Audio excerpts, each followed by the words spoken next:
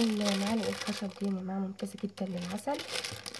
هما بيبقوا دول 5 معالق مع بعض، بس دول 4 طقم 4 ب15 جنيه. دي ممتازة جدا للعسل، بتبقى جميلة جدا.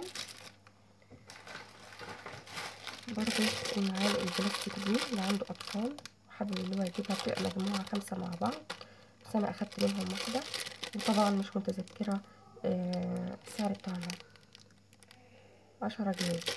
ممتازين ممتازين ممتازين. برضو ده جميل جدا، ليه اتحط ورا البوتاجاز، جميل وسعره كان رخيص جدا، 7.5 تقريبا. جميل. تمام.